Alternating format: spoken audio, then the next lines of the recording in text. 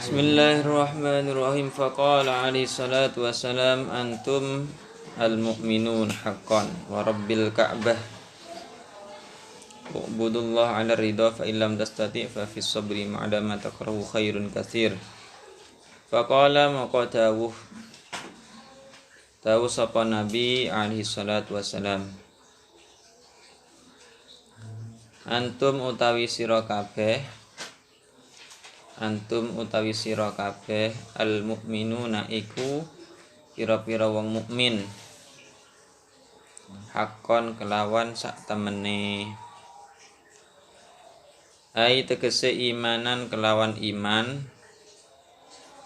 iman mutabikon kang nyocoki dil waqi'i maring kenyataan. Warabbil ka'bati lan pangerane Ka'bah, wal wawu lan demi ya, warabbil ka'bati demi pangerane Ka'bah gitu. Wawunya wawu qasam bermakna sumpah. Warabbil ka'bati demi Ka'bah, demi pangerane Ka'bah. Wal wawu tawi wawu lil qasmi iku makna qasam, makna sumpah. Qala dawu ba'dul arifin, sapa sebagiane pira-pira ahli makrifat, sapa sebagiane pira-pira ahli makrifat,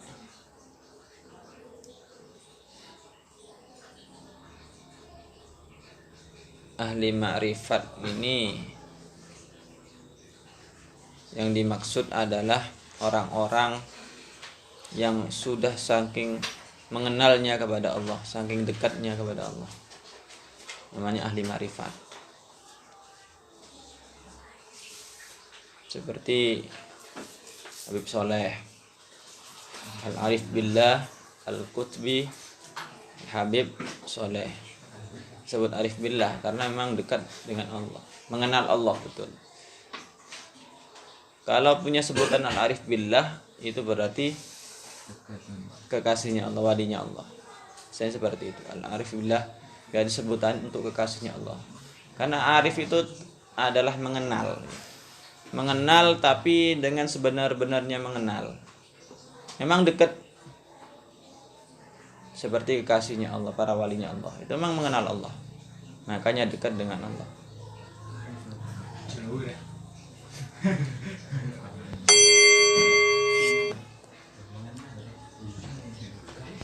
Mengenal atau tahu. As-sabru utawi sabar, salasu maqamatin iku telu pira-pira tingkatan.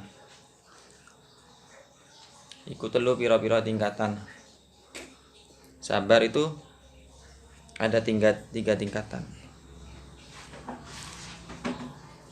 Tarkus syakwa rupane cici ninggal madul wahia utawi tarkus syakwa darajatut tabi'in iku derajate tabi'in. Tingkatan yang pertama dari sabar itu tidak mengeluh, meninggalkan mengeluh. Enggak mengeluh sama orang lain, enggak mengeluh sama Allah. Tingkatan yang pertama ini, ya intinya tingkatan paling rendah. Sabar berarti. Kalau orang mengeluh itu sudah hilang kesabarannya, gak sabar berarti. Dan dikasih sakit, ya Allah, kok saya dikasih sakit kayak gini, kok saya sakit, mengeluh-ngeluh seperti itu. Bahkan apalagi yang sampai mengeluh sama orang lain. Aduh mak, pak, sakit nih, mengeluh-ngeluh. Ini enggak termasuk orang yang sukses sabar. Ya, orang yang sudah mengeluh itu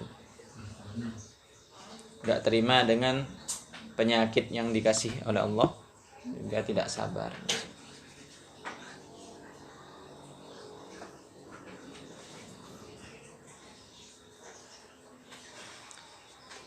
Waridho lan ridho. Waridho lan ridho bil maqduri kelawan perkara kang den pastikaken. Kelawan perkara kang den pastikaken wahia utawi ridho bil maqdur. Utawi ridho bil maqdur darajatuz zahidin iku derajate pira-pira wong kang zuhud.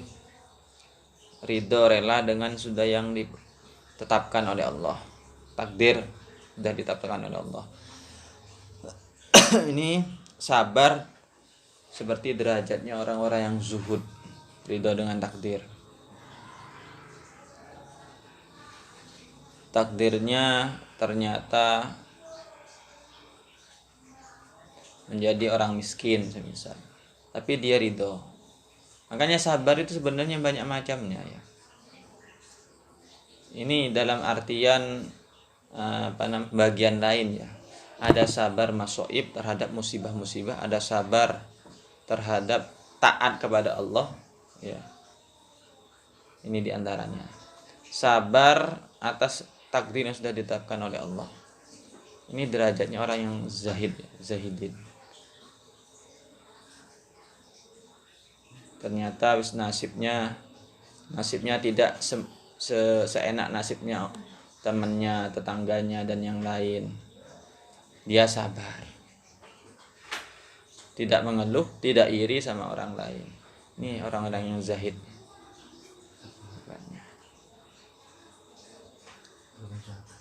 Ini memang butuh seperti itu. Takdirnya ternyata oleh Allah diberi takdir kepastian atau ketetapan jomblo seumur hidup. Sabar juga. Kalau dia sabar lolos, dia termasuk zahidin. Derajatnya orang-orang yang zahid, orang yang zuhud.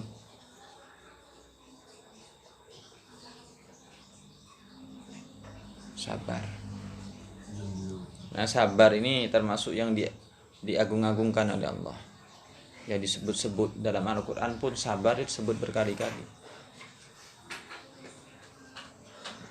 Saking mulianya orang yang berstatus sabar, sobir, orang yang sabar itu.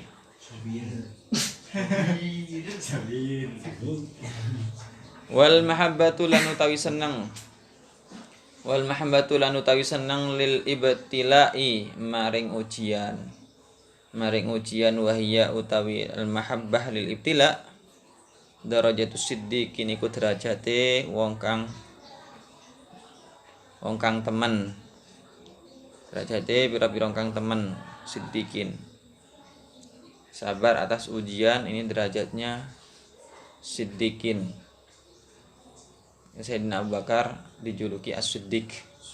Selain yang membenarkan apa-apa yang keluar dari lisan Nabi, Sayyidina Abu Bakar termasuk sahabat yang paling sabar. Makanya termasuk Siddiqin. As-Siddiq. Mungkin derajatnya ya bersama sahabat Abu Bakar. Setara lah orang-orang yang Siddiqin. Sayyidina Abu Bakar sabarnya terutama saat Rasulullah wafat.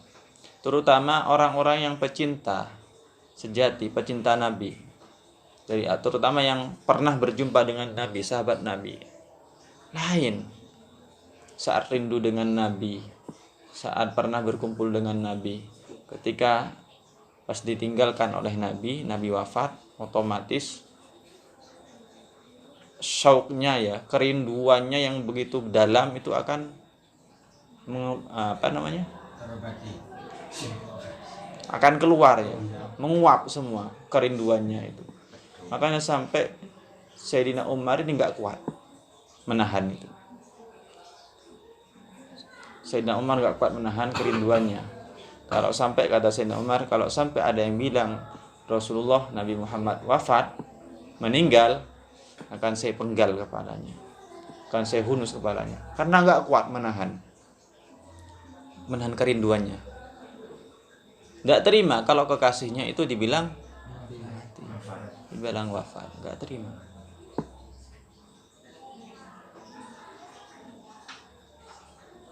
Tapi Sayyidina Abu Bakar orang yang paling sabar.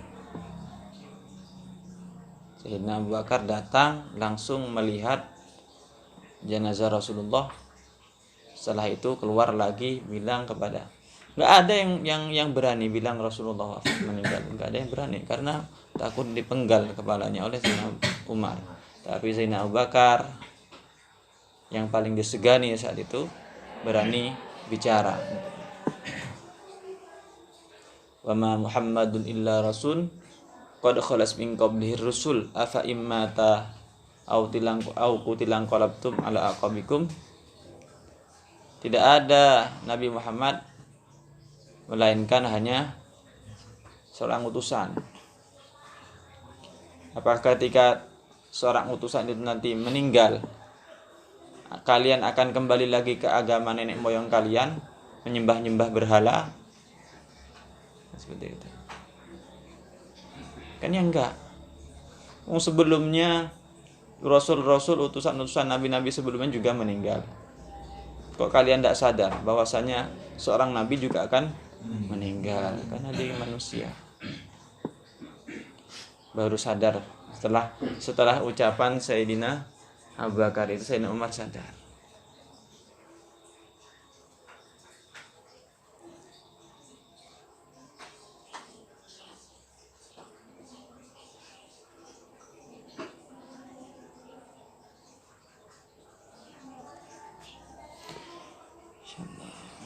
Siddiqin fa fil hadisi, maka ikut dalam hadis. Kau ikut dalam hadis, ubudullah, ubud nyembah sira, ubud nyembah sira Allah ing Allah, ala ridho, hale tetep ing atase ridho, hale tetep ing atase ridho. Fa illam tastati, maka lamun ora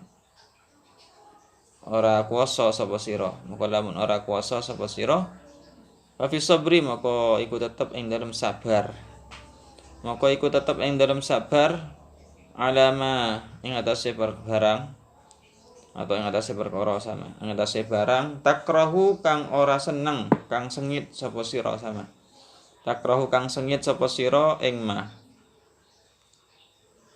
khairun utawi kebagusan, kasirun kang akeh. Ibadahlah kepada Allah, nyembahlah Allah, ibadah dalam keadaan ridho, rela, gak terpaksa. Tapi kalau gak mampu, maka sabarlah atas apa-apa yang kamu tidak senangi. Kalau ibadah dengan karena terpaksa, melawan hawa nafsu berat, akhirnya dipaksakan,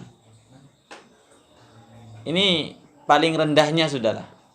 Kalau nggak bisa, ya seperti itu sudah.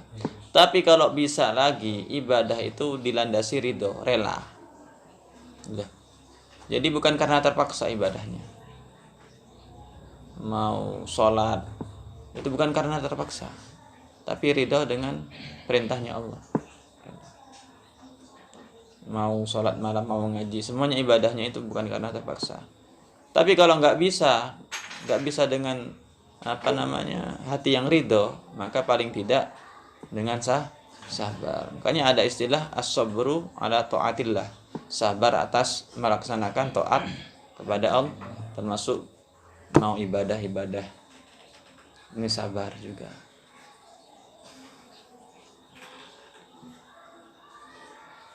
Sabar. Dan yang paling berat memang itu sabar as-sabru ala taatillah. Dari ketiganya ya. Ada sabar atas musibah. Ini ringan karena semua orang itu tahu. Kalau orang kena musibah ya seharusnya sabar. Yang mereka kenal, orang awam kenal kan hanya itu, sabar atas musibah. Padahal ada sabar lagi anil ma'asi.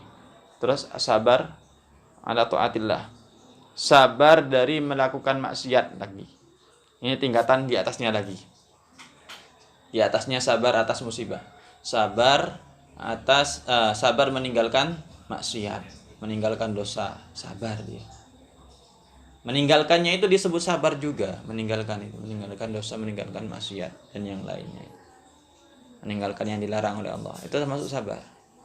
Dan tingkatan yang paling tinggi sabar ala taatillah, sabar untuk taat kepada Allah. Mau ibadah dia sabar. Mau ngaji berat ya, badannya berat mau digerakkan, nafsunya malas, nafsunya enggak senang, mau ngaji, dipaksakan. Ini termasuk sabar. Ini yang paling sulit dan yang paling besar pahalanya. Apalagi sampai di derajat ini, ridho, di atasnya lagi. Jadi tidak terasa dia mau apa saja, segala macam ibadah, dia nggak pernah berat hatinya, nafsunya nggak pernah berat, karena dia selalu istiqomah.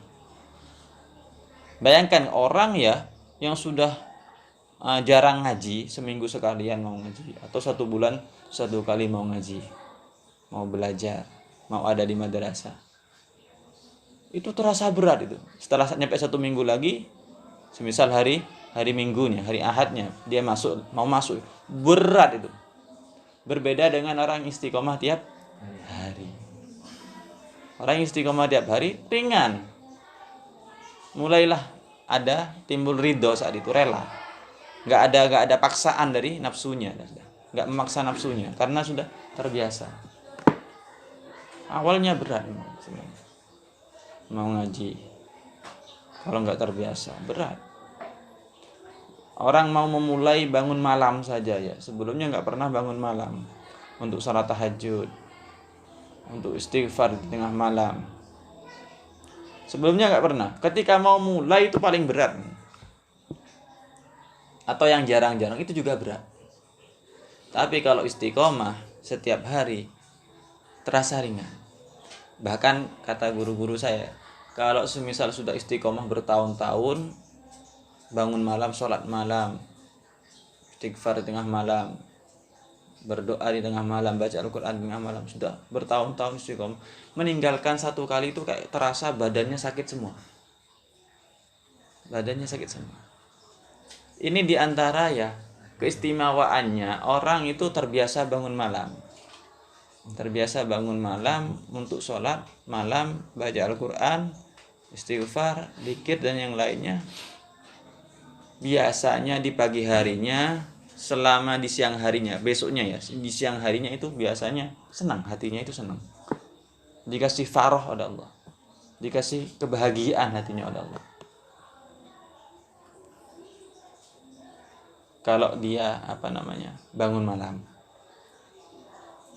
dikasih faroh, bahagia, meskipun nggak punya uang, bahagia. Meskipun dicaci orang, bahagia tetap hatinya. Nggak susah. Makanya sampai ada tingkatan seperti ini.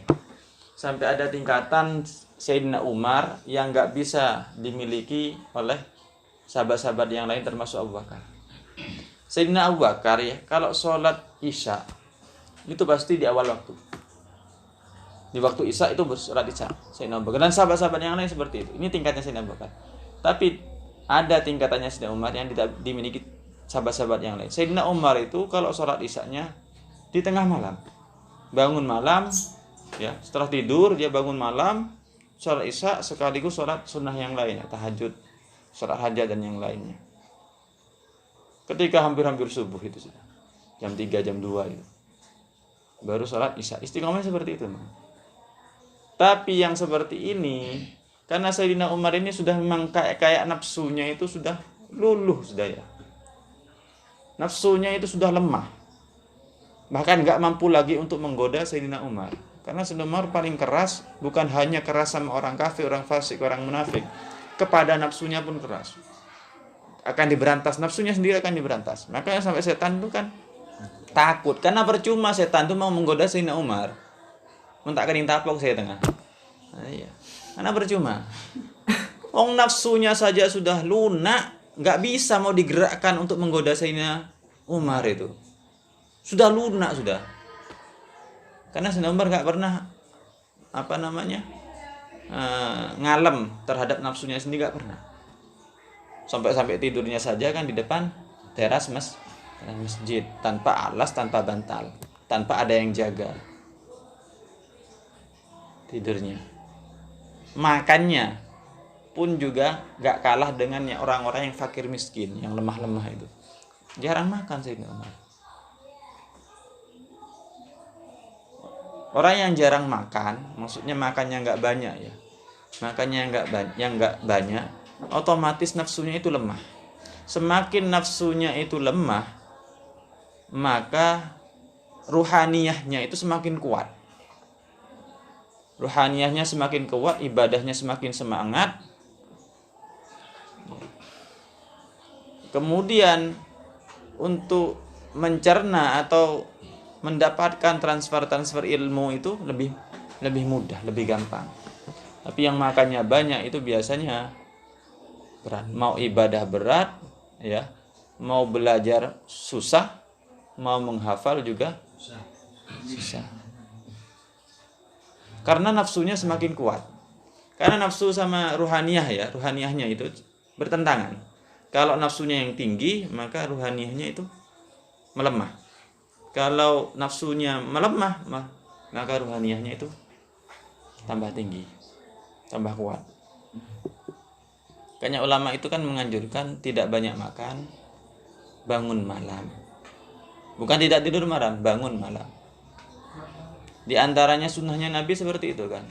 Nabi itu ada sahabat yang nggak mau tidur malam, nggak mau menggauli istrinya. Ya, puasa setiap hari. Tiap malam semalam suntuk pasti sholat, zikir, tahajud, baca Al-Quran, ibadah terus. Ditegur oleh Nabi. Kamu nggak mau sunnahku. Berikanlah hak-hak setiap yang punya hak. Badanmu punya hak untuk tidur, ya, untuk istirahat, meskipun sinya, pokok istirahat. Kemudian istrimu punya hak untuk kamu barengi, kamu ladeni. Kemudian juga selain hak untuk tidur, istirahat, badanmu juga punya hak untuk makan. Jangan terus-terusan puasa. Ditegur oleh Nabi. Saya saja yang sudah maksum dan sudah terjamin masuk surganya, maksum, sudah terhindar dari yang namanya dosa, sudah terjamin pasti masuk surga. Saya saja ini istirahat, saya saja ini tidur, saya saja ini masih beristri, punya anak, ya, saya saja masih makan, enggak puasa setiap hari, enggak. Karena sahabat itu saking semangatnya ibadahnya, mau ibadah semalam suntuk, siangnya puasa, setiap hari seperti itu. Ditegur oleh Rasulullah, jangan seperti itu. Justru Nabi yang paling mulia, yang pasti masuk surga, itu memberikan hak-hak semuanya. Memang sunnahnya Nabi seperti itu. Waktunya nikah ya nikah, waktunya makan ya makan, waktunya minum ya minum, waktunya tidur ya tidur. Nabi dibilang puasa Senin Kemis itu ya tidak selamanya Senin Kemis puasa. Cuman kadang Nabi itu puasa Senin Kemis. Senang lah, cuman tidak tiap hari. Nabi itu puasanya juga diantaranya karena nggak ada yang mau dimakan. Tanya kepada Sayyidah Khadijah, apakah ada makanan untuk hari ini? Nggak ada, Rasulullah. Ya sudah, saya puasa hari ini. Karena puasa sunnah itu nggak harus niat di malam hari sebelum fajar, nggak harus. Niat di pagi hari sebelum makan, pokoknya dia niat puasa. Kalau jam 6 makan dulu, jam 7-nya niat puasa, ya nggak bisa. Pokoknya yang dihitung setelah subuh sampai jam 7 gak makan, kemudian dia niat puasa, sah niatnya puasa sunnah.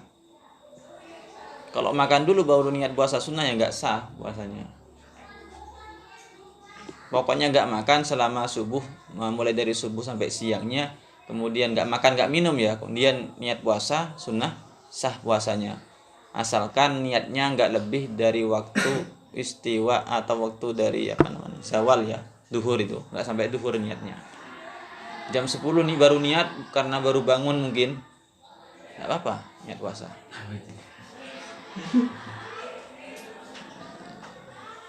Tapi sunnahnya Nabi ya di situ. Nabi ya waktunya makan, waktunya minum, waktunya tidur ya tidur, waktunya bersama istri ya bersama istri. Semua haknya itu dilakukan, diberikan semua haknya.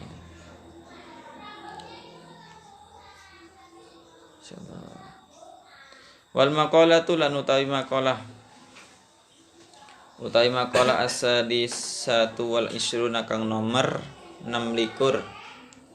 Kang nomor 26 auha iku paring wahyu, auha iku paring wahyu Allahu sapa Allah taala ila ba'dil anbiya'i maring sebagiane pira-pira nabi. Maring sebagiane pira-pira nabi alaihi salam. Man lakiyani man utawi sapane wong. Lakiyani iku lamun tetemu sapa man ni ingsun. Iku lamun tetemu sapa man ni ingsun bil mauti kelawan mati. Bil mauti kelawan mati wa huwa hale utawi man. Hale utawi man yuhibbuni iku demen sapa man ni ingsun. Iku demen sapa man ni ingsun ai tegese yastaku bronto sapa man. Yastaku bronto sapa man ilayya maring ingsun. Wa yarghabu lan seneng sapa man. Seneng sapa man fima ing dalam perkara indi ing dalam ngersane ingsun minas sawabi bayane ganjaran. Bayane ganjaran adkhaltuhu moko nglebokaken sapa ingsun ing man. Nglebokaken sapa ingsun ing man jannati ing surga ingsun.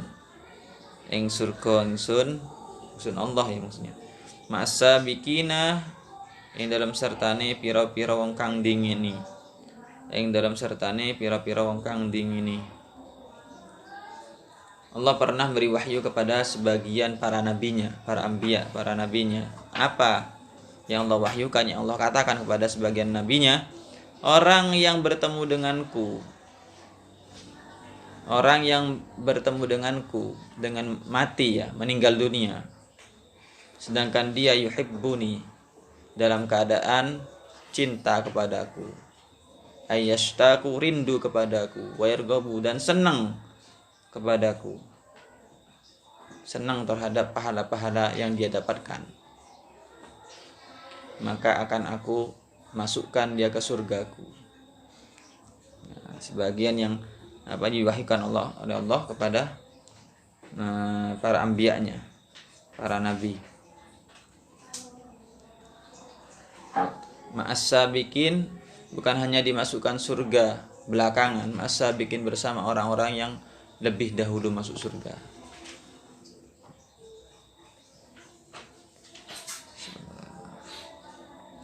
Waman lakiyani waman lan utawi sapane wong.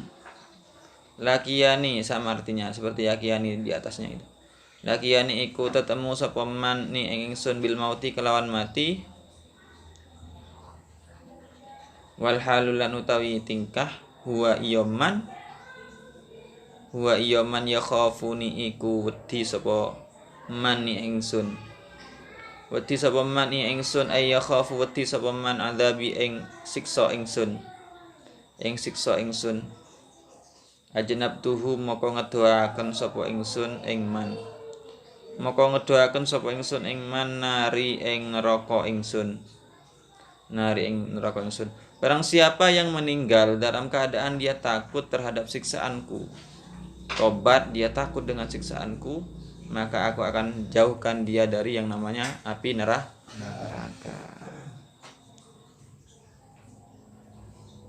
Waman lan utawi sapane wong, biar agak banyak.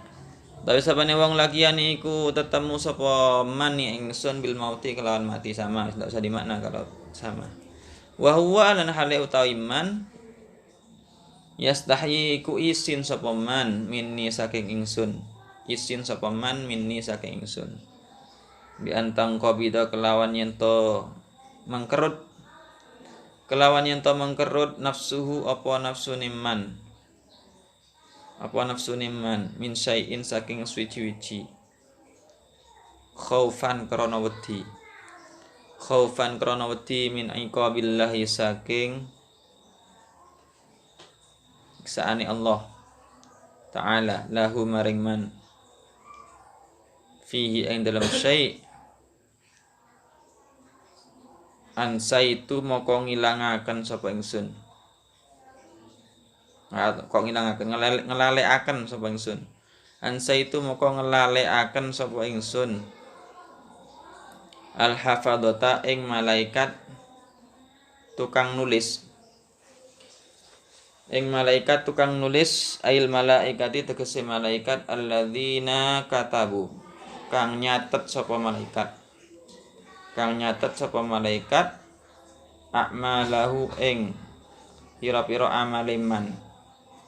A'malahu ing pira-pira amaliman. Dzunubahu ing pira-pira dosane man. Ing pira-pira dosane man fadlan krana paring anugrah. Krana paring anugrah minallahi ta'ala saking Allah ta'ala alaihi ing atase man. Sudah. Dan orang yang bertemu denganku dia meninggal dalam keadaan malu kepadaku,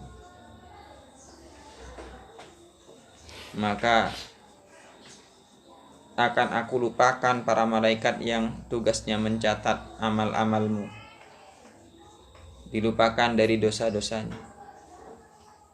Para malaikat yang mencatat amal kejelekan orang, manusia itu, yang dia matinya dalam keadaan malu kepada Allah sebab dosa-dosanya, maka malaikat itu dilupakan oleh Allah mencatat kejelekannya atau dosa-dosanya.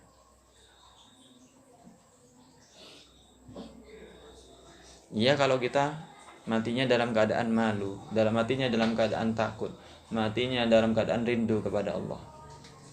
Tapi ternyata kan kebanyakan orang matinya nggak sadar diri. Ada yang matinya dalam keadaan maksiat, macam-macam. Kalau orang matinya dalam keadaan sujud, berarti matinya dalam keadaan ibadah. Orang yang matinya dalam keadaan dzikir juga mati dalam keadaan ibadah. Orang matinya dalam keadaan mencari ilmu juga mati ibadah.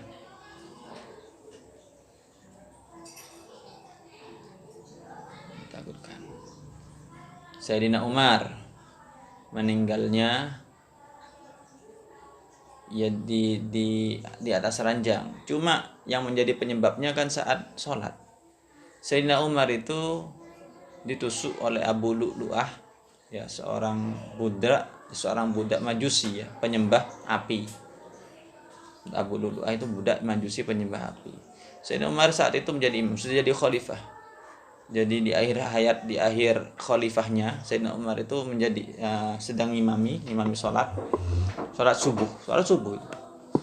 Orang Majusi itu menyamar seperti orang Islam, ikut sholat juga di belakang.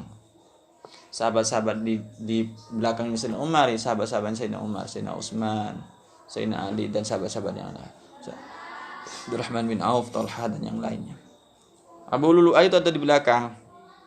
Orang Majusi, bukan orang Islam, cuma ikut sholat, menyamar karena ingin membunuh Sayyidina Umar.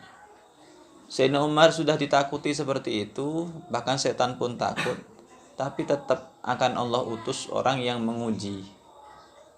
Pasti ada yang benci, tetap ada yang memusuhi. Abu Lu'lu'ah buktinya berani. Setelah nyampe kira-kira 1 rakaat, kemudian Abu Lu'lu'ah menerobos barisan saf makmum yang lainnya, akhirnya sampai ke depan Sayyidina Umar. Kemudian ditusuklah perutnya Sayyidina Umar sampai luka tusukannya itu puluhan kali, lebih dari 20 kalau nggak salah ya. Luka tusukannya ditusuk berkali-kali, tetap berdiri sholat Sayyidina Umar. Kemudian Abu Lu'lu'ah pergi, biarkan,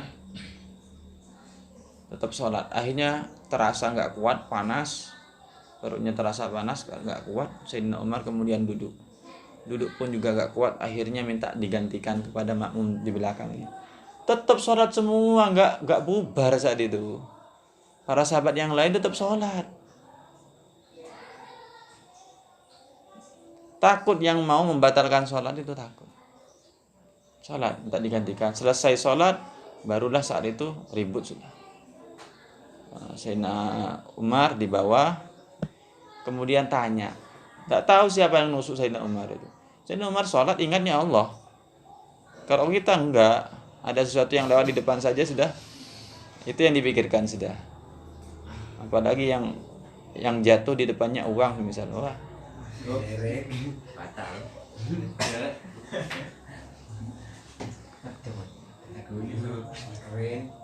yang sudah.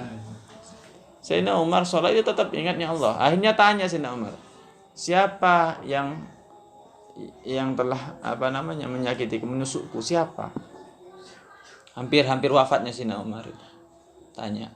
Akhirnya sahabat yang melihat saat itu ya ada yang tahu, Abu Lulu'ah Al-Majusi, seorang budak Abu Lulu'ah namanya, seorang Majusi penyembah api. Kata Sayyidina Umar, alhamdulillah, segala puji bagi Allah, bersyukur alhamdulillah, karena yang mau membunuhku itu bukan orang yang pernah sujud kepada Allah, bukan orang Islam.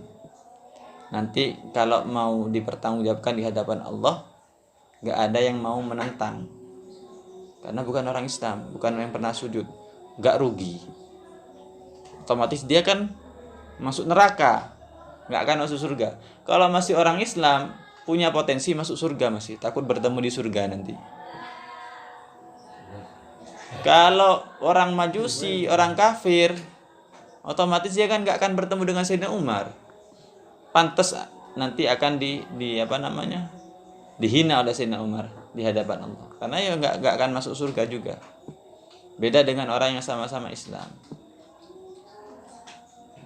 Alhamdulillah, bersyukur Sayyidina Umar. Memang tujuannya yang dicari itulah mati dalam keadaan mulia. Para sahabat.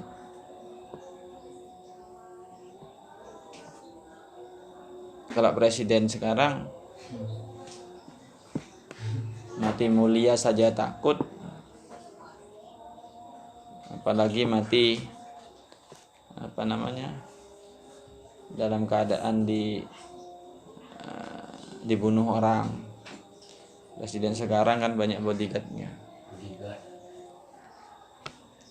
Mau kemana, mau ke Jember, ke Lumajang, di depan polisinya 2 mobil, di belakang 3 mobil. Kalau mungkin bisa di pinggir kanan kirinya, mungkin juga mau dikasih polisinya juga.